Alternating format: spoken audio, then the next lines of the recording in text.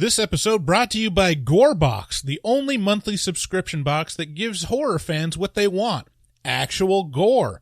When you sign up, you will receive a box each month filled to the brim with officially licensed collectibles celebrating the two-term Vice President Al Gore. The fellas down at Gorebox have the inside scoop on where to find the latest hard-to-find climate change literature and merchandise. They aim to provide you with a unique monthly experience through their boxes, which are curated specifically for Al Gore fans. No Mike Pence, no Spiro Agnew, just Al Gore. Sign up today for yourself or surprise a friend with a monthly subscription. That's Gorebox. Sign up today at algore.com. Hello and welcome to Horror Movie Talk. An opinionated and accidentally funny horror movie review show. Go, go, go, go, go, go, go, go, go, go.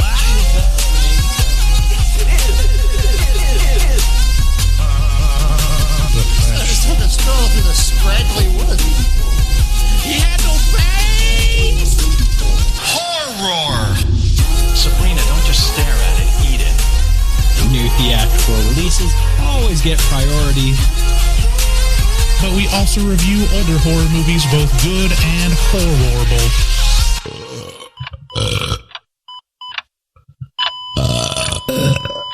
Wow, that didn't sound good. Hey, welcome horror fans. This is your boy, Bryce Hanson. I'm an expert because I got a PhD in spookology. And across from me sits Professor David Day, the foremost expert in scare no-nos. Say hi, David. Hi. David. New theatrical releases always get priority, but we also review older horror movies, both good and horrible. So this is another one of those new releases. We're going to be talking about Antlers. You could write the name of the movie. I did. It's right at the top of the page. Right there. A cool thing you may not know about Horror Movie Talk, we have the very best community of any podcast you've ever listened to. Check out the community at Facebook. Our Facebook group for Horror Movie Talk is fantastic. Also, please go to our website, horrormovietalk.com. There you'll find links to past episodes, links to all of our social media networks. But most importantly, right now, we're taking a listener survey. We want to learn more about you and about what you like and dislike about the show so we can improve Horror Movie Talk. It'd really help us out if you go to horrormovietalk.com, click on the link. There's a banner on the homepage underneath the main player, and then on the episode or pretty much any other page, it'll be on the sidebar. A link to the survey. Doesn't take too long. Like, what did it take you? Like 5 minutes? Yeah. We're just really looking to find out how thick you guys are and how thick you want the show. It's pretty thick.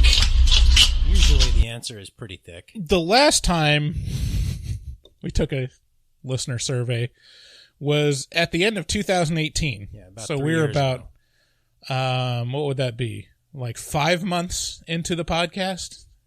And we were astounded that we got 5 responses. We got a lot more than that. Nope. We only got maybe 5? like 7. No, like I don't think almost none.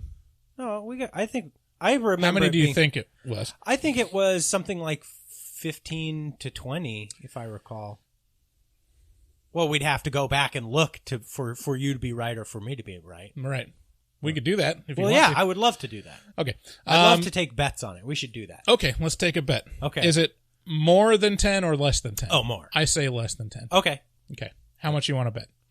I was just going to have it be, Oh, just a gentleman's wager? Yeah. I mean, we could do $1 or $2. You want to do $2? Okay, $2. Okay. All right. That's fair. So go to our listener survey, fill it out. We do watch parties every second Saturday, so that's probably the Saturday of this release. Mm-hmm. So go to streamlounge.io and sign up for a free account there. We've just found they're the best place to do watch parties. Also check out other social media like our Twitch channel, Twitter, Instacart, and etc. We post new episodes every Wednesday. If you like the show, please leave us a review on Apple Podcasts or Chaser, I think. That's right. If you want to leave us a voicemail to ask us a question or let us know how we're doing, to let us know how we're doing, fill out the listener survey. But if you want to talk to us, call 682-253-4468, and you may be featured on a future episode of Horror Movie Talk. Got a great show today. We'll start out by giving a brief review of Antlers and give our score for the movie. We'll score on a scale of 1 to 10, 1 being a miserable dredge where it makes you angry, 5 being a perfectly average film that hits all the expected marks, and 10 being so good it transcends genre boundaries. After we give our score, we'll get into spoilers and take a deeper dive into what we liked and hated about the film, and then later on we'll be doing a new game called Ruin the Movie. So we've done a game before of Make It Better. This is the inverse of that. And we'll describe that more in detail when we get to it. So we went to see Antlers, and I'm going to skip the trailer because there's no dialogue or anything in it. Okay. It's just a bunch of sounds. But I was pleasantly surprised. It can be found in theaters right now. It tells the story of meth cookers who inadvertently disturb an ancient evil and the middle school teacher and student that suffer the consequences. Kerry Russell stars as Julia Meadows. Good morning, Julia.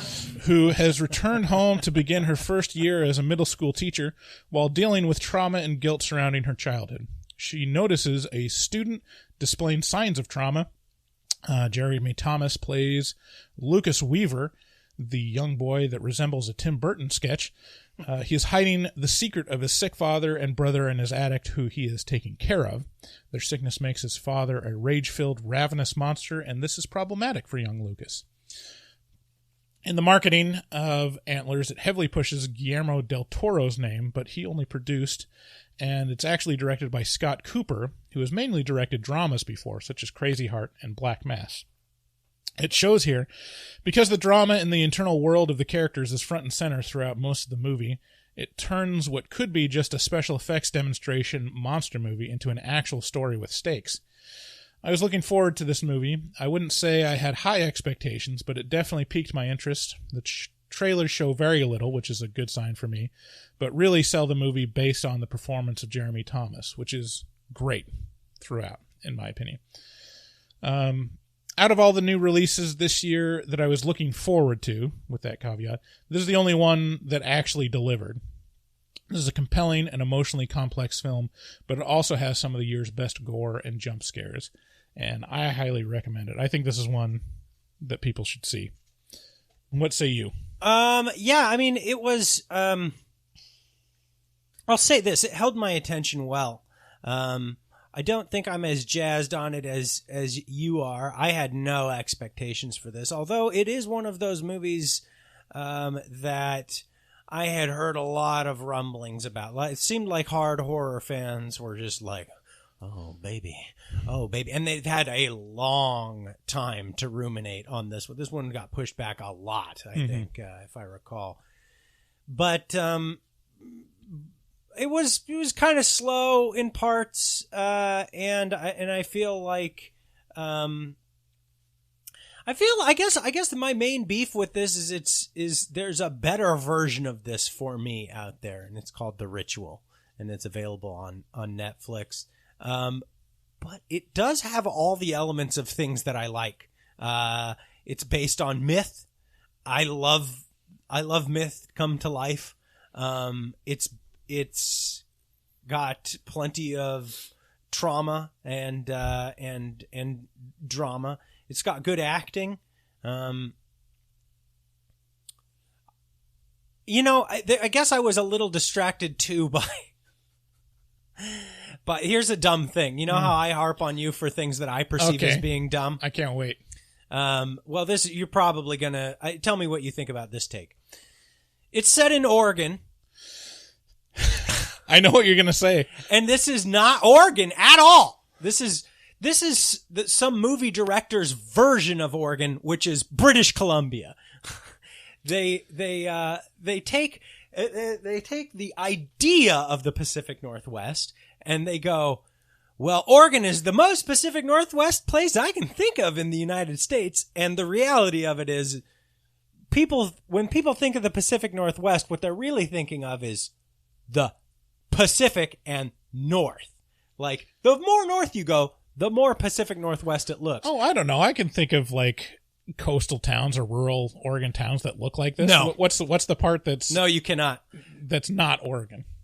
These jutting, jagged peaks and all of these little islands around offshore. And then these nice flat plateaus with these massive verticality just rising out of the ground. This was all shot in British Columbia, and none of it was shot in Oregon at all. And it shows like so blatantly to me. Like, I'm just like, that's either Alaska, that's either, this is like Prince of Wales Island or something like that, or it's British Columbia, like right on the coast, because it looks nothing like Oregon. It looked to me, but this is my picky dumb thing that I'm just obsessed over the whole way through. I'm like, this is in Oregon. This is in Oregon. It's not Oregon. You confirmed that it was filmed in British Columbia? Yeah, I hope British Columbia. It's a lot of films have been filmed. A lot of places. Rambo, like First Blood was shot here. I mean, it's very, very British Columbia. Yeah, that is pretty picky. Yeah, it bothered me a lot because they that's kept weird. being like Portland. You kept hearing Portland weather and stuff like this, and on the radio, and like it's just like, I don't know, it just drew me out. But I mean, you're probably more familiar with the geology of Oregon, but I could imagine places with jutting rock features like that. not on the coast. No, Nowhere on the no, no. There's cliffs on the Oregon coast. Yeah, sure, but nothing that looked like this. These are mountains that are coming out of. So you have these flat plateaus or these river basins that are deadly, deadly flat, and then you just have these mountains just like knife edge peaks with snow at the top, all the way around, and it's a very different. You start getting into this territory. Yeah, you wouldn't have snow on the coast in Oregon. You start getting into this territory in like northern Washington around Darrington, but really not the way this movie is until you get into British Columbia. It's a little town. It's just east of Vancouver, so it's. Yeah. Wow, this is what it feels like, huh? Yeah, isn't it feel petty and stupid? Yeah. Yeah. That's what I feel all the time. So, but I did have a good time with it, and it's a great creature feature. I mean, a fabulous creature feature. So let's get into scores. I give it a really high score. I give it an 8 out of 10. Yeah, no, I mean, I could see a lot of people agreeing with you on that, and I'm not far off. I'd call this a 7 just because it niggled. There were things about it that niggled at me here and there. Because of geography. Mostly. Yeah. Geography and geology, yeah. No, I mean, also it was kind of slow. Hey, we got podcast cats that just show up. Man, there's been a lot of cats around my neighborhood. I think these cats are fucking. Yeah? Like, because I've been. Wouldn't it be great if they showed up in these little ditch windows that you have and just fucked in the ditch window? That's my fetish. Yeah, they walk by and look at me all the time. They look at you? The baby looked at you? Yeah, so I give it a 7. There were a few things that distracted me about it, and it was kind of slow in parts, but overall, a well done body horror monster movie. So, speaking of horror, because that's what this podcast is about, we have some very special sponsors that we want to tell you about. First, nightchannels.com. They are, for us, the premier store for horror, occult, metal, and alternative music wear. They've got t-shirts and hoodies. So if you need a warm hoodie with persona on the front of it, go to nightchannels.com, and really, it sells itself. All you have to do is go to nightchannels.com for us and browse, because that's what we call the Night Channels Challenge. If you go and browse the site, you're going to find something that you want that you're not going to find anywhere else. They do their own unique prints of some pretty niche horror movies. I've gotten several. They've got some really good The Witch designs. I'm wearing one right now from 1984, the book. What were ones that stood out to you? I love my Mayhem shirt. I love my Tremors shirt. They got a Chatterer shirt from Hellraiser. That one is really badass. They got a Society shirt. Mm-hmm. All the deep cut movies with like really unique prints that you really just haven't seen anywhere else. I think they have a Mac and Me shirt. Oh yeah, they do. Yeah. So go to nightchannels.com, and when you check out, inevitably use code HMT, and you'll get 13% off your entire order. You get 13% off, the scariest percentage, when you use code HMT at checkout at nightchannels.com. That's right. And for our friends that are local to the Portland, Vancouver area, we have not British Columbia. Not British Columbia. Vancouver, Washington. Yeah, thank you. We have a special deal for you if you're local to the Portland, Vancouver area. A look into the mystical and a peek into the unknown of yourself. Head to bloomingwand.com. That's BLOOMINGWAND.com and schedule an appointment to see Emily. She's a tarot reader and an intuitive who blew me away with her honesty and calming demeanor. I went to the Blooming Wand for a soothing sound bath and some guided meditation, and I left feeling changed. What I experienced was something I would liken to guided meditation and therapy, all wrapped in a cozy quilt with some nice candles. I will be going back to Emily because she made me feel comfortable and gave me some real insight into issues that I'm having in my personal life. It was basically therapy, and I definitely believe in therapy. If you need some help working through something in your life, and who doesn't, if you live in the Portland, Vancouver area, head to bloomingwand.com and enter code HMT at checkout and receive 20% off your first session. And let me just say, if you are local to the Portland, Vancouver area, Emily is she's a wonderful individual who she has an uncanny knack for making you feel comfortable when you come into her space, and it's a pretty cool space too. And the insights she gave me were pretty profound.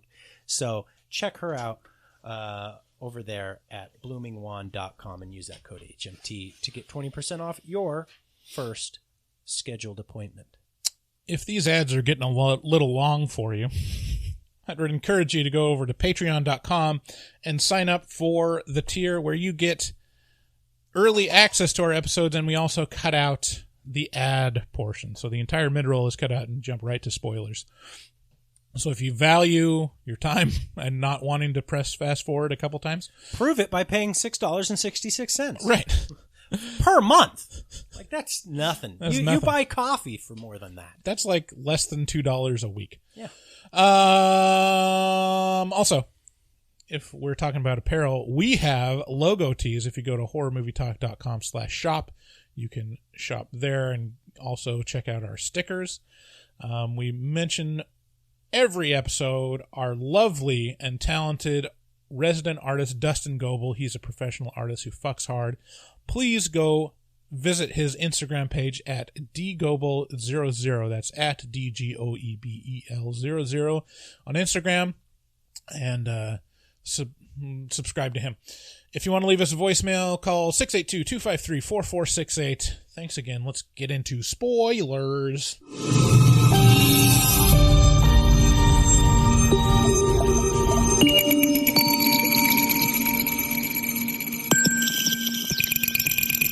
Good morning, Julia. Spoilers. Okay, so movie opens with some text, which I imagine was written by that Indian crying a single tear. And the First Nation. Idiots. Come on. Let's be respectful. Okay, guys, we're going to do a guy being surrounded by wasps and dogs. A lot of wasps and dogs going. There's German shepherds, golden retrievers, and Pomeranians. That made more sense than what you just said. So, I'm sorry. I apologize. That was... Anyway, you know the commercials I'm talking about, right? No. Have you ever heard about. I'm Like off of this train. Okay, back in the day, there were these anti-littering or environmental. Do you know that guy ads. was Italian? Really? He wasn't Native American wow. at all. He was an Italian dude. But I mean, it makes a big point in the beginning of this movie to really underline like the importance of environmentalism, and it's given as the reason for why this evil is really released, even though not a lot in the story actually supports that, other than them just saying it. I can't make any connection there. Because really, it was disturbed by these meth cookers going into this mine. Yeah. Had nothing to do. I mean, the mine was already dug. Like, why I guess the mine, maybe.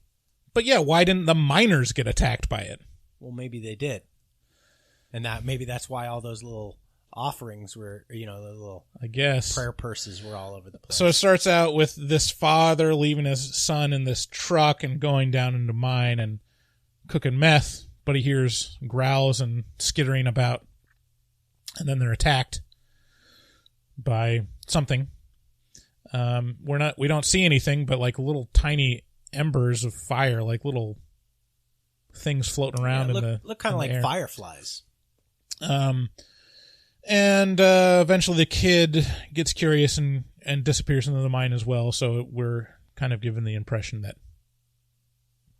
bad shit went down in the mine from, ancient evil. We never grew up with fireflies, but there's like massive amounts. Like these things are everywhere in other places. They're kind of dying out.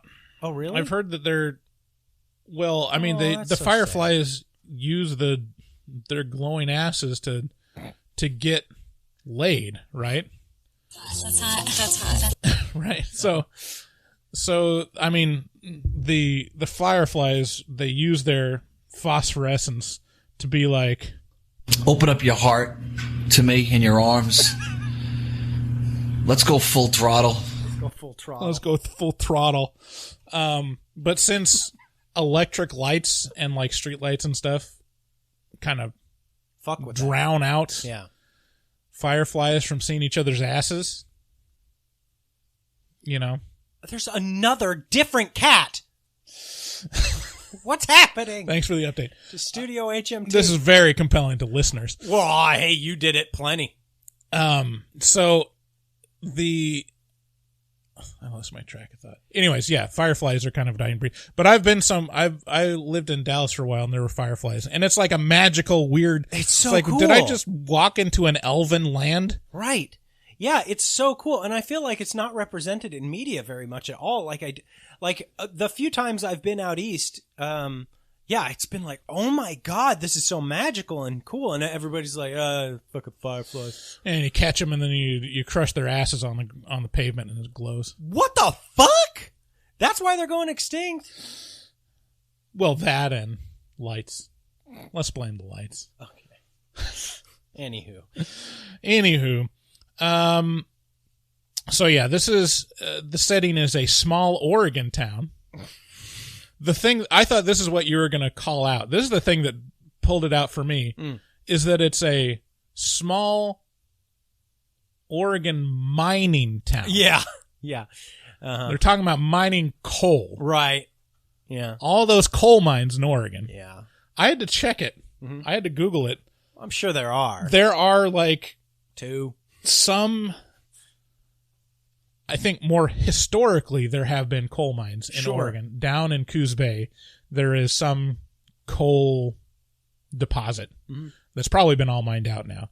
But they talk about this being a mining town. There's on the radio, there's this like report of like, oh, we're going to revive the coal industry and they're going to start doing mountaintop mining. That too. Yeah, that bothered me as well. And I'm like, was this supposed to be set in Virginia? And the answer is yes. Oh, really?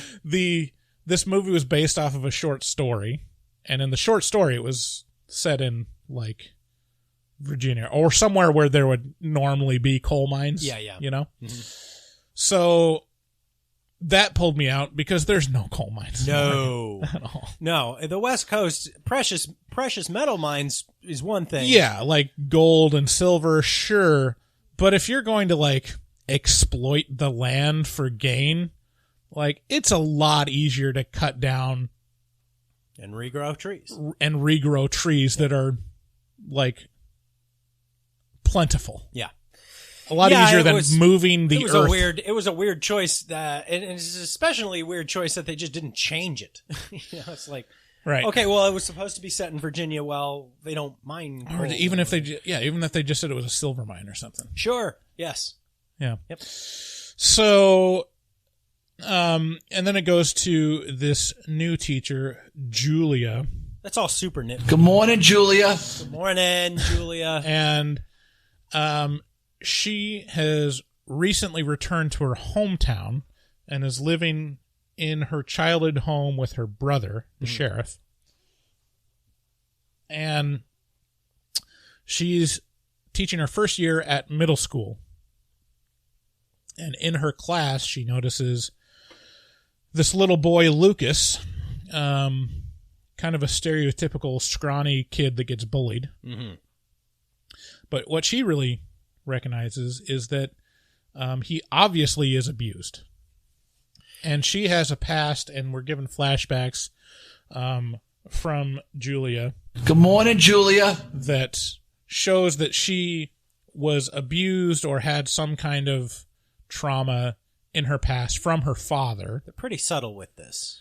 Yeah, pretty subtle. And then it has a flashback that's like pretty blatant, but also a little befuddling. Yeah, it felt like, you know what that felt like to me was like, okay, they're going to expand on this. And then when they didn't, I just settled on, oh, they just cut too much out and they forgot about this part. They left maybe. this in. I mean, the thing that they showed was like weird, that it was almost like in that scene in The Shining where it shows the guys blowing each other. Right. It shows her father like naked on her bed. In a fetal position. Like hugging a big teddy bear. Yeah, it was very strange. It was, so it wasn't like showing him like hugging her, and that would be pretty fucking disturbing. Like, I don't think, now that I think of it, you couldn't really show like a full-grown man spooning a tiny girl in bed, but I think that's kind of what they were going for, or symbolically what they were trying to show. You just put a cocksock on it. Yeah, I think it's still pretty fucking disturbing, dude. Yeah, no, you're right, but this movie goes pretty hard into the disturbing, so it wouldn't have been out of place or unwarranted if they had done that. Yeah, I mean, it would have made more sense and left me a little less jarred. Well, you can show exploded, decomposing bodies, but you can't show a naked man spooning a little girl. I actually agree with that. You're right. Like, yeah.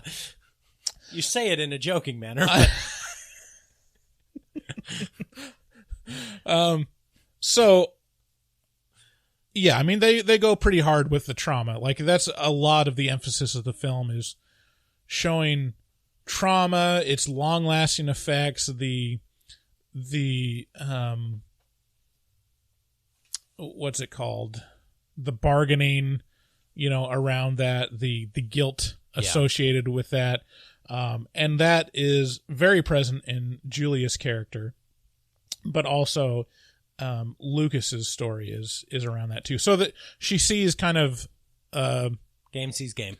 Game sees game. She's very sympathetic to his position, and how it's revealed is that he's drawing some pretty disturbing pictures and telling some kind of fucked up fairy tales of his own invention.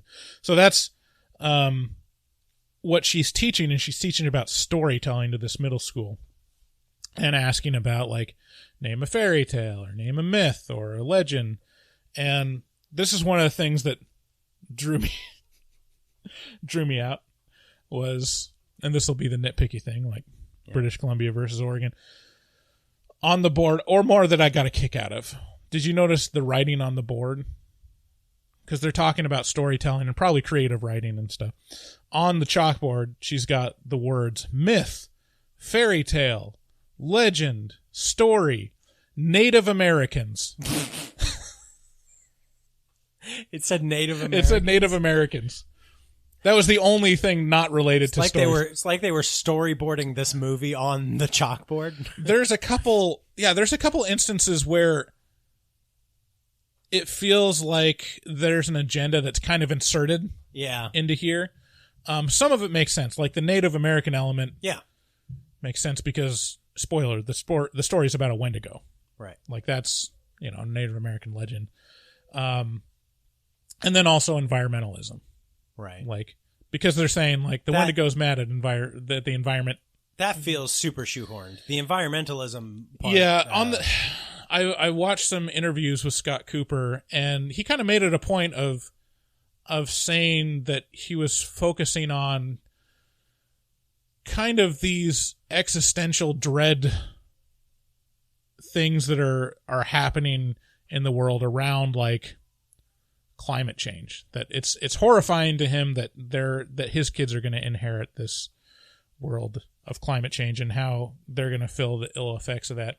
And so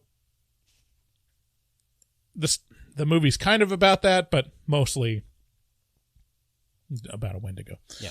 And that's like given as the reason for why the Wendigo is like angry. But I don't know. It's kind of weird. And then the Native American element doesn't really line up very well with the Wendigo story that this movie provides, right? Right. The story about the Wendigo that this movie provides is, it was sick of ammonia smell from meth cooking. Well, no, the story that this provides explicitly is the old First Nations man is like, whoa, this is a Wendigo for sure. And they're like, well, how do you know? And he's like, well, there's the story of the Wendigo. The myth is there was some men lost. They were stuck up in the mountains. It was snowing. They didn't have any food, and one of them, succumbed to the weather, and the other one ate him. He cannibalized his dead friend, and it cursed him with the curse of the Wendigo. And where you've turned into this hideous creature that's made basically of antlers and kind of looks like a inside out deer, kind of. But it's kind of amorphous. It doesn't really have a specific form. It can take many shapes. Right, but it always hungers, and by eating it weakens it. As it eats, it is made more and more weak, and it is made more and more hungry. Right, and it is so it's like this tormented soul that is cursed to wander the land indefinitely, right, just becoming more and more and more and more hungry. So, but that's they also kind of the story that it proposes. Yeah, in that story though, they fold in a little bit of like, destroying the land, like it's mentioned when he's talking about it too at some point. But yeah, it's not super relevant or like a huge feature, right, of what actually happens in the movie, but it's a point that the director's trying to make. This whole, speaking of being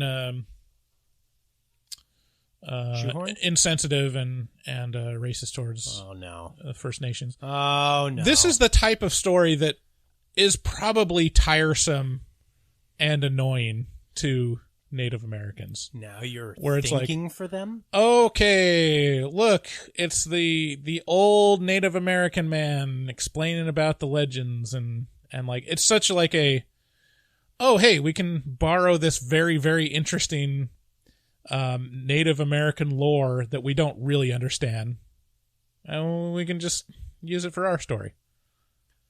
And there's the Native Americans have no significant part in the story necessarily other than just explaining it to the white man. Yeah, white man's stupid, he is. It's like the trope in horror movies of like, oh, they built on a Indian burial ground. It's like, okay, we're more than just burial grounds and legends, we still exist.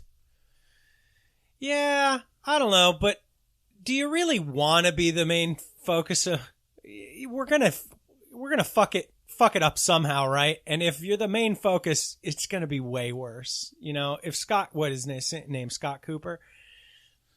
if Scott Cooper chose to make this a movie about Native Americans, he's not Native American, so he's gonna. Well, I mean, they took efforts to be accurate. Like, I'm not saying that they're completely insensitive or this is like bad on their part, but I'm just saying like this is one of those tropes that's very well trod. And and I could see people, especially people that are Native American, looking at this like, and rolling their eyes like, okay. This is why I like The Ritual more, because that's mythos from just fucking Whitey, you know? And so it's like, who cares if we get that shit wrong? Fuck them. Well, I mean, The Ritual is a Wendigo too, right? I don't think so, but I honestly don't know. I can't recall. It's been a long time. It's very reminiscent of the creature design of the Wendigo in this movie. You compare it to The Ritual, and I honestly don't see it that much. Like it's a monster movie. That's, you know, it's a monster movie where, you know, there's dread and terror around a thing that's, you know, I just kind of do the monster movie math, and I go, well, this is a monster movie, that's a monster movie, and they're very similar monsters. Yeah, similar monsters. I think the feel of The Ritual is very much like just take a stroll through the scraggly wood. Like going in, it's very like woods based horror, and then like psychological trauma. I mean, I guess there's a little crossover there. Yeah. But the bigger element for The Ritual is like a cult, like the ritual itself. And then the monster is like the capstone of it. Like sure, they're different movies. It's just The Ritual is more like there's people fucking with them for a while, and then the big thing happens in the end. This is like there's a monster in it the whole time, and like you're not shown the monster, but you know. Yeah, it's like I said, it's just a loose association. I think if I were to go for a monster movie, The Ritual fills a very similar niche. In a better way. Like the tension in The Ritual, great. I love how spooky it is the whole way through. And this is more dreadful to look at. It's less tense. I mean, it relies more on the drama and the trauma and like the psychological element than the drama. The drama. Right. Okay. And it shows Julia several times. Sorry. Shows Julia several times eyeing booze, but she never actually. Jesus. Yeah, she's clearly working her way through, just staying sober, and good for her. Like that. Yeah. That was a part of this movie that I actually liked. You know. It resonated with me a lot. I recently went back to the dentist for the first time since this whole fucking nightmare thing. And, I went to a new dentist, and so they have you fill out all this paperwork, and they were like, well, good to see you. You know, they have you fill out all this paperwork, and he's like, oh, some of the stuff people just forget to check, you know, like they just kind of run down the nose. But, do you, it says here you check you don't drink. You drink. Like, oh, yeah, no, I don't drink. I was like, oh. And he was like, oh. And I was like, oh, that felt good. Like, wow. He was like impressed, you know? And I was, too. Like, it was just this moment of like, oh yeah, I guess I don't. Mm-hmm. Like, no, it was kind of cool. So in that regard, I very recently had something that kind of like, that, in this movie, I was like, yeah, that is good job, Julia. Way to go. Yeah. Kind of the backstory with Julia and her brother is that, yeah, Julia was preyed upon by her father, and at some point she left, like when she was 16-ish. I'm feeling like a teenager. I don't remember if they said the exact age. It was pretty unclear to me. I didn't pick up a lot of this story. But what was made clear is that she basically left her brother behind, and there's a little guilt of not taking care of him or leaving him to be... Tossing him to the wolves. Yeah, tossing him to the wolves. And there's a lot of unspoken around that, especially from the sheriff, whose name is Jesse Plemons. Paul. Yeah. Jesse Plemons, by the way. He's great. He is just great. You'll recognize him from Breaking Bad. Yeah. And then just a bevy of other things where he plays kind of smaller roles. But well, he's starred in a couple things. He was great in Fargo, the TV series. Oh, yeah. That makes total sense. I mean, he's the perfect Midwestern character. And he was also fantastic in, I'm thinking of Ending Things. Oh, I still need to watch that. Yeah. Buckle up. Actually, I don't know. I mean, that's one of those movies that, like, it's probably more confusing than anything if you don't get some of the references. I'm assuming you haven't seen Oklahoma, so there might be... Oklahoma, where the wind, something. I was just talking about that movie, Nebraska. Man, that was such a good movie. What's that dude's name? Anyway, sorry, God, that's a total tangent. Yeah. Was that the one with, like, the SNL people in it? I don't... And what's his name? The old guy? I'll look it up. Anyway, so that's kind of the backstory there, and there's a couple really compelling moments from that later on. And then, so she's got this background. She knows the trauma and the hurt from that. And Lucas is very obviously experiencing something. When they share their stories, Lucas tells this kind of disturbing 3 bear story where it's like, there's 3 bears, and then the little bear comes back, and their insides are dark and black, and they have insatiable hunger, but they're still a family. But they got each other, and that's what counts. That's such a little kid thing, you know, of like, oh man, this poor kid is like, this is a torturous life that this kid leads, and they do not pull any punches on showing you every miserable little inch of this poor kid's horrible existence. Yeah. It's brutal. Yeah, the kid's Jeremy T. Thomas, and he does fantastic. Yeah, he does quite well. I'm very impressed. I'm actually concerned about his well-being. Watching this movie, he appears like I'm so jealous of these people. This is going to sound fucked up to say. I'm so jealous of people who are just naturally very skinny and slight. But I'm actually so jealous, I'm actually so concerned about this kid because he is so minuscule, so skinny. And there's a part where he was getting like examined, and he was just like showed his back, and there was something about how he's sitting, and it was like, whoa. There weren't many people in the theater, but I think I heard multiple people go, oh God, like, that was the moment in that almost everyone kind of was like, oh dear, this poor child. So what we're told about what Lucas is going through is that his father and his brother are locked in this attic, and he's protecting himself from them, but also he's nurturing them. He's bringing them meat and feeding them, but also like just utterly terrified. Yeah. You know?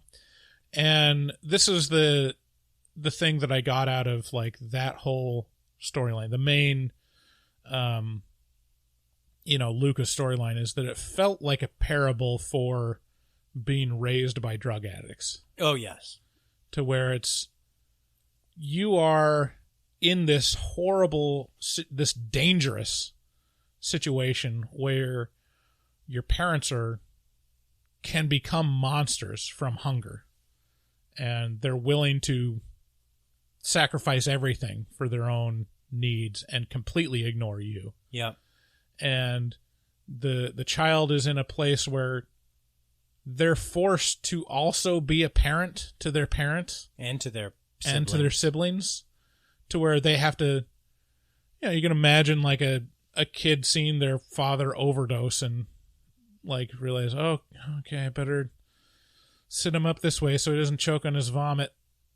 There's some, it gives a peek into this horror that in this movie it's contrived and it's a monster movie, but it's real enough. But it's also not, right? Because his dad's a meth head. Right. His dad is also cooking meth and probably is a drug addict. Right. But being told through the lens of people that don't know what's going on. Right. They look at it and they're like, okay, this guy's been picked up on drug charges several times before. It's a meth house. This kid is obviously in trouble. And you realize it connects in your mind the reality of the horrifying life that some kids have around addiction. And and it really digs in to me where this little kid, he's still a kid and he still loves his dad. And right. there's this back and forth between his teacher and him where his teacher's sharing, what happened to her. And, she's an adult. And so she's had time to kind of stew over this. And now she's angry at, her dad. And he says something to the effect of, you don't love your dad? And that's how a little kid sees this whole thing of still like, he's your dad. Like, you have to love him. Like, yeah. It's it's super tragic. Me and Aaron got certified for foster care in Oregon, and we had a foster kid for a little bit. Wow. Never knew that. And just going through the training, it doesn't go into like, it's one of those things where you enter a world where you're like, wow, I've never been exposed to this. Yeah. And even just what they're talking about casually is like, as just part of the deal. That's par for a course. You're like, Jesus. So, stuff like being abused by your mother, like physically or sexually or anything, you still can't get over the fact that it's your mom, that you love your mom. Right. And no matter what the situation, for the kid, they want to be with their parents. Yeah. Even if it's bad for them and even if they get hurt. Yeah. Like, none of them are like, I want to escape. It's like, it's for their own good. And right. It's baked in. It has to be. Right. It's a survival mechanism. It's got millions of years of evolution behind it. You need mama. Yeah. So,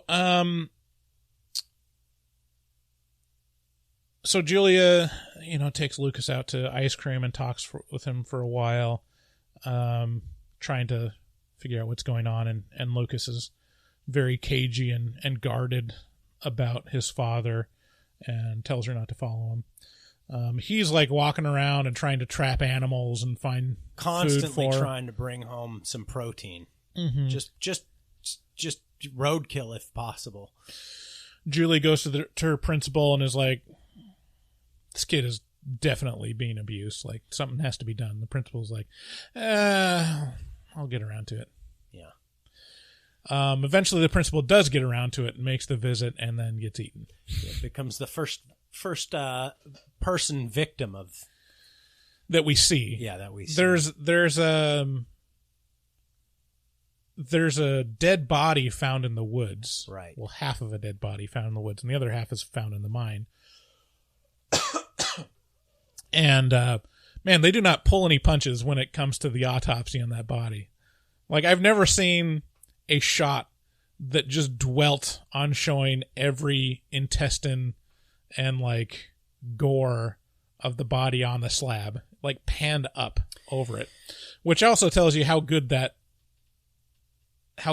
the makeup effects were. Yeah, they were definitely good. Yeah, definitely feels like an emerging trend of, you got Possessor, you got Halloween Kills, you got The Void that are all kind of not afraid to shy away from showing these incredible shots of gruesome brutality or gore, and they do it really well. And, and I like the trend. Okay, so then the principal gets attacked, and also they don't shy away from showing her fucking face getting eaten off. Yeah. Like her throat by Lucas's father. And then he goes through the transformation where antlers shoot out of his face. Yeah. As one does. And his body just explodes, and out comes Wendigo. Yeah. Well, the aftermath of the Wendigo exiting him it's bonkers. Right. It's just bonkers. Like, again, the makeup's, the effects department, just insane. This thing is just completely flayed. I've never seen any effects quite like this. It's very unique. Yeah, and they went through considerable care. I listened to some interviews with Guillermo del Toro and Scott Cooper that they really were very specific about what they wanted with the monster. That Guillermo del Toro was talking about how this is not like worldly. This is a god creature. So its bones, its hair shouldn't look normal. It should look like, eternal, and it really comes across good. Like, the creature design is fantastic, especially when it has like the face hanging off of its head. Yes. It's like super disturbing. And this like movie it does wears a mask, like a Edgar mask. The movie does a real good job of slow dripping out the actual monster reveal. It doesn't it waits until the end to show everything, and I think when it actually does show everything, it's very effective to me. I agree. Yeah, it's a very impressive monster, and even seeing it full shot, like when it shows everything, it doesn't really lose that much. No. You're like, yep, I'm still terrified of this monster. Yeah. Let's see. Yeah, I feel like it's probably a better reveal than the Ritual's reveal. I did feel like the reveal in the Ritual was a little more corny, whereas this was more reserved. And a better burn. Yeah, I remember you having an issue with the Ritual around that. Okay, two things that pulled me out of this movie that I haven't mentioned yet. Okay, let's hear them. First, the sheriff. He's shown like packing a Colt 45. He's like packing a giant gun.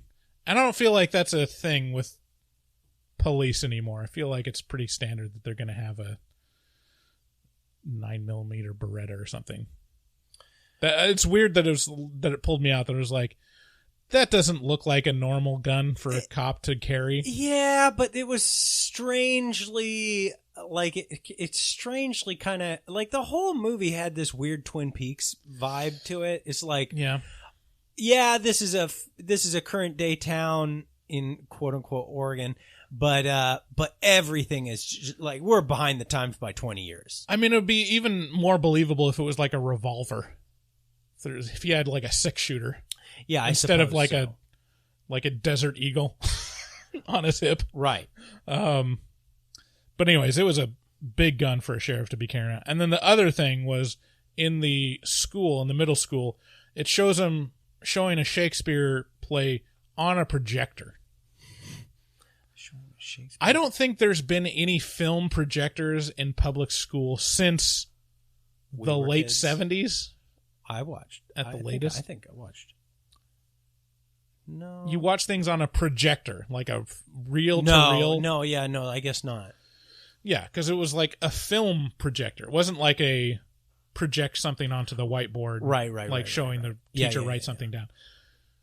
And that was like, where are we? Like, this wasn't... I grew up, in the 80s, and I never saw a film projector, ever. Yeah. Yeah, sure. I mean, again, it just felt... Those kind of things I'll feel like they're meant to set mood or something like that. It's like Twin Peaks. Okay. So the ending. The ending has probably one of the best jump scares. I've never seen Bryce I didn't fly. I didn't just jump. I was, I've seen a horse fly. Over 400 pounds of like conniption fit happening. I've seen a deer fly. I've never seen a Bryce fly. Bryce flew. Yeah, I was sitting right next to lifted off him, of the seat, and it jostled me. I was not just like I was alarmed. It wasn't just a jerk. It was like literally my entire body, arms, legs were engaged in jumping off my seat. He's like Keanu dodging the bullets. He's like, no.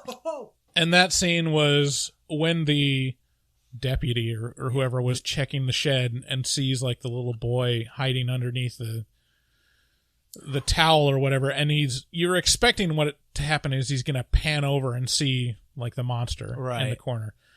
Instead, what happens is antlers jut through his chest in an instant. And it's the sound in this movie is all very quiet until it's incredibly loud. Right. So big loud jump scare. So, I mean, this Wendigo Antlers. This Wendigo Antlers hard. These aren't normal antlers. These are armor-piercing antlers. Armor-piercing antlers. Because the cops are wearing, like, bulletproof jackets. That doesn't stop Wendigo. No, hell no. Wendigo is hard.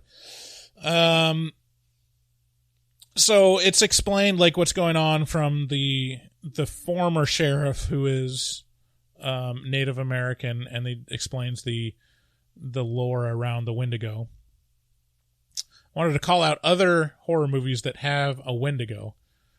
There's The Ritual, I think, is what it's supposed to be. No. Looks... No, it's an old god. Okay, sure. It's I thought I had it. It just looks exactly like a Wendigo. And then another one that you forget Wendigo about... is nondescript. The one that we always forget about is Pet Sematary. Does that have a Wendigo? Uh-huh. What? It's never shown, but they mention it specifically. What about Wendigo? You're forgetting Wendigo. And Wendigo. And then eventually they track the Wendigo down to the mine again, and they call it a mine. Julia. Good morning, Julia. Is down there with Lucas, and she fights the Wendigo with, as I noted to David, a spear. Yeah, pretty good. Pretty effective. Oh, wait, no, it didn't kill the Wendigo. It was still up and raring to go, and then she had to stab it with a knife. No, it was down, and she stabbed it with a knife when it was on the ground from being stabbed with a spear. She used the knife to cut out the heart. She didn't use the knife to kill it. No. Once she put the spear through it, then it pretended to be down, and then it got back up and started running at her, and then she took it down with a knife. Yeah, but still. Mm-hmm. Yeah, I thought you'd have to resort. You know what would have that. not been effective whatsoever? A bat? Yeah. No. Well, yeah, I mean, against Wendigos, sure, but the question is zombie. Right. So a much less intimidating. If there's only one, then sure, the spear makes perfect sense because it's a one and done weapon. But we're talking about literally millions of targets. So it's better to be close range, is what you're saying. What I'm saying is it helps to be proficient in the tool that you're using and have it not be like, a skill shot based thing. Okay. So that was notable. Spear's best. And then I don't know about you, this fight between Julia and her fighting for Lucas was strangely emotionally resonant for me. Did that hit you at all? The what around Julia? Just Julia fighting for Lucas, defending Lucas and fighting this monster to protect Lucas. Did that resonate with you at all? A little bit in the way, that I wanted Lucas to be protected, sure. Right. Why don't you expand on how it made you feel? Well, there's just something very satisfying, and there's another level. It wasn't just the adult is fighting the monster to protect the kid. It was Julia and Lucas have this shared trauma around their parents, and Julia is acting as the protector, basically protecting the younger version of herself. Sure. And there's just something that really touched me with that scene that doesn't normally happen with just any other action scene. Yeah, I definitely have that feeling in my life, but for some reason it didn't get triggered strongly while watching this movie. I don't know why. I'm not sure why. The movie ends pretty quickly after that. After the Wendigo is dead, it shows the little brother starting to transform and doing little Wendigo coughs, and Julia's like, "Gotta put him down. Sorry, we gotta go full throttle. Open up your heart to me and your arms. Let's go full throttle. She was telling the Wendigo to open up its heart to her so she could take it out and kill it. So she explains, lovingly to Lucas that she has to kill his fucking brother because he's going to turn into a monster. To which my initial reaction was like, are you sure? Like, you could... The one thing that they didn't try yet was medical attention. Yeah. Maybe go to You're going to risk this thing spreading. Maybe go to, the Native American former sheriff and just ask him, like, is there anything that can be done for this kid? If I learned anything from... If there's any of those sacks, you got any of those sacks on you? Could we just, like, teabag this boy with all these Native American sacks? Could that help? If I learned anything... And then once the answer is no, then kill the boy. If I learned anything from The Void, it's just don't go to the hospital. Okay. Don't do it. Stay away from there. And then there's a real dark ending where I think they kind of assume that Lucas is going to be like infected with it, but it's actually Paul, Julia's brother, that starts coughing up blood. The Wendigo continues because of climate change. Mm-hmm. Open up your heart to me and your arms. Let's go full throttle. Let's go full throttle. So, final recommendations for Antlers. This is maybe the hardest hard horror movie that's been released this year next to The Night House. Well, in terms of like gore and horror, like Halloween Kills is the closest that it gets. I don't to know. This. I guess. I mean, I think this is more straight ahead horror. Yeah, like, I'm just doing it based off of my enjoyment of the movie. I enjoyed Candyman maybe a little bit more than this one, but this is definitely up there. It's one of the better releases this year. It has not been a strong year for great new releases. No. But in terms of like, I would definitely say go see this if you're okay with body horror, contortion, just looking at gore, tremendous gore, close up. Yeah, it's pretty good. Watching someone's face get eaten off. There you go. Yeah, that's or exploded. If you're into watching people suffer, this is a good one as well. Mm-hmm. Yeah, this hits a lot of cross sections for me. It was really satisfying. I highly recommend it. I think out of this one and Last Night in Soho, if you're looking for like a horror movie, like a straight ahead horror movie, this is going to be much more satisfying to fans of the genre. Yeah. Because it delivers on the horror. The monster design is fantastic. I think the dread throughout is great. And for me, the emotional core, the themes of trauma and protection is really great. Oh, there is one more moment that I didn't mention that is one of my favorite moments in the movie. Was when Julia blows up at her brother and like saying like, he didn't like torture you. He didn't lock you up in the basement and like sexually abuse you. You don't know anything that he did to me. Yeah, and he so calmly just says, you don't know anything about what he did to me. Yeah. And that was such a gut punch to me. Yeah. There's so much contained in those words. That was the heaviest part for me too. I was like, oh shit. Because it shows a different reaction to trauma. To where, it's with Julia and with Lucas, it's all on her sleeve. It's all on her sleeve, and she's very dramatic about it. There's a lot of outward signs. There's a lot of like coping and cries for help kind of thing. And for her brother, which probably, as that line states, probably suffered as much, maybe worse than her, shows no signs and just keep it all inside, which somehow more tragic sometimes. Yeah.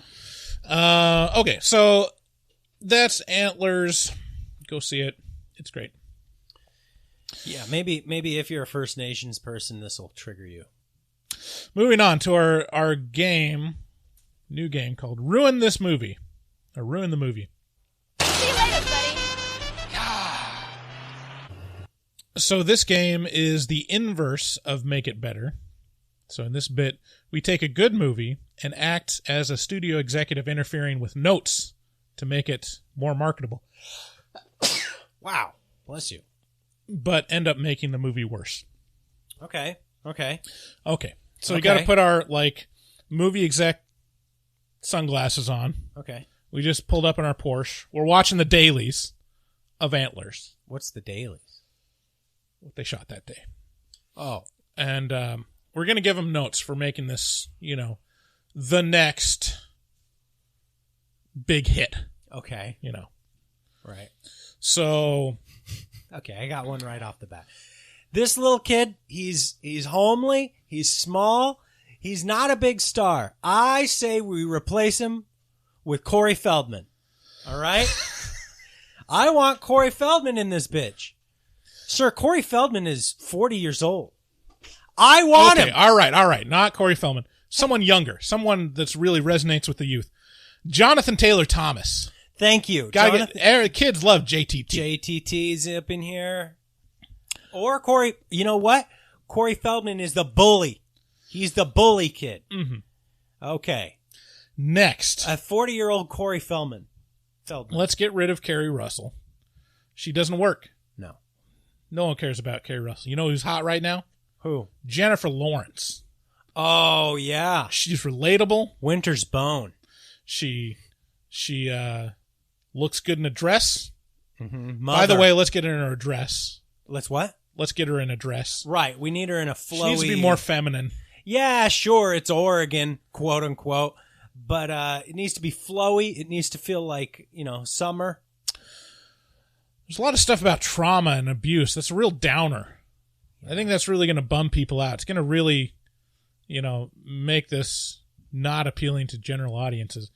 So instead of having horrible emotional and physical abuse in her past, let's just make it so that she got in fights as a teenager. I was going to say we just replace that with a time machine. All right? So now... People love time machines. They wacky. Love time travel movies. They love Hot Tub Time Machine. It's huge. They love Back to the Future. Here's the time machine. The Wendigo's the time machine. Okay. You got to hop on the back of the Wendigo. And it runs real fast. Go 88 miles per hour. There you go. Sparks shoot off of it. Boom. Big boom. It's got to be a big boom. Mm-hmm. Jump scares everywhere. This thing isn't scary enough with all this subtlety. Yeah. I don't like that shit. I want blaring car horns constantly. See you later, buddy. To every time they come around a corner in a dark alley. Oh, honk honk. So let's make it so that she left not because of trauma, but she had arguments with her mom, and her mom wanted her to not date who would be her love interest? Chris Pratt. And her parents aren't dead. Her mother's just older, and there's a lot of back and forth. In fact, let's just get rid of the kid. I thought we did. We put a JTT in there. Yeah, but we can just get rid of that character entirely. We don't need it. We just need Jennifer Lawrence. And instead of some gloomy Gus sheriff, let's make him real goofy. Oh, okay. So, the cop from Scream. Yeah. Kids love the Scream. What's David Arquette? Yeah, David Arquette. But since we want to make it more present, we should use Patricia Arquette. That's a good idea. That'll get us big cred with the all the crowds, all the crowds that I can't mention. I mean, we can't say what we're doing. Who can really say anything? Yeah, ever. Let's just say people will be transported into the story. Right. I think. What else? More environmental stuff. Oh, we need to have big storms. Not just big storms. We're talking about, the end of the world. You remember that movie that was like that was like, well, first New York flooded and the Statue of Liberty, but then also it froze, like it flash froze. Yeah, lots of landmarks getting exploded. Right. Yeah, like Independence Day. Yeah. The Independence Day of environmental issues. Okay, so let's start from the beginning. There'll be a polar bear floating by on an iceberg. All right, so get rid of all this shit. We're going to start from square one. We're going to start with bickering mother and daughter. Okay. She gets kicked out of the house, and then flash forward. Mother's still alive, and they're still bickering.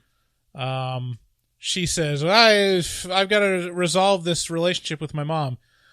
She comes across a Wendigo. Time travels back. What does she like?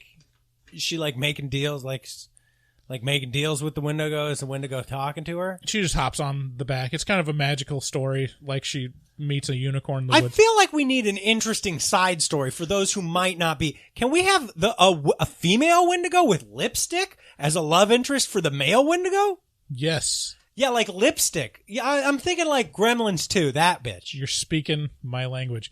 So they go back in time, resolve that story, come back, but now the Wendigo It's gotta get it. is on the outs with the other Wendigo. And so Goofy Sheriff and Jennifer Lawrence, who's also just naturally goofy. Jennifer Lawrence is naturally goofy. Sure. I guess she is. They play, matchmakers for the Wendigo. So Sheriff is like on the side of the male Wendigo, and Jennifer Lawrence is on. It's kind of like Parent Trap, Yeah. but with Wendigos. Yeah, it's like as good as it gets. Yeah. But for Wendigos. They go on a road trip. Jennifer Lawrence, the sheriff, and the Wendigos, and they come back, and they're all better. They've grown, and they all love each other. And we end with the Wendigos really fucking. Yeah, like and at some point it's got to have a little bit of Meet the Fockers in there. Yeah, it's got. We meet the Wendigos' parents. Meet the Wendigos. Yeah. I have gore splats. Can you milk me? It's gonna make $30 million. Oh, if it makes a dime. Yeah. Yeah. This is going international too. Like this will be huge. We're the name in Japan. What'll the name in Japan be? It'll be some like extremely long, too obvious, like the tale of the Hungry Dragons. Wendigo Time Machine. Yeah. Lovers. Yeah. Well, there we go. I think we made it worse. I think we made it worse. All right. Thanks, everyone, for joining us for Horror Movie Talk. We will see you next time. Go check out horrormovietalk.com. Please, again, take that listener survey. If you're one of the people listening to this last part, we know that you actually listen to us, and your opinion matters to us. We'll see you on the flippity flop. See you on the flip flop. You guys have a good week. We love you. Bye. Open up your heart to me in your arms. Let's go full throttle. Looking for a podcast full of burps and gas, perverted cast, skinny and fat? Look no further. Horror Movie Talk is accidentally funny, begs to donate money, fake sponsors for dummies, and so much more. New episodes every hump day. They'll pickle your dickle for foreplay. Patreon members have it your way. Vote for a movie every month for the review. Choppa choppa, don't just stare at it, eat it like a taco. Put your tongue through the phone, hoodie, Picasso. Look at them hot kids, swear not a pedo. Got me too'd with Cosby eating jello. Pudding Pops done gave Bryce flatulence. Drain addict Dave doesn't give a shit. 1 through 10, is it horrible or excellent? Oil me up, daddy, is dinner rum. Kiss Bryce Hansen. Look at them hot kids, Chris Henson. Masturbate with a crucifix, exorcist. Face huggers, chest bursters, alien. Linda Blair peed on Sigourney Weaver. I know it's true cause it came from social media. Patrick Bateman can't understand you. Stab you to death for rotten apple reviews. Opinionated podcaster with a doctorate. Spookology, doctor of philosophy. Bad gas, straight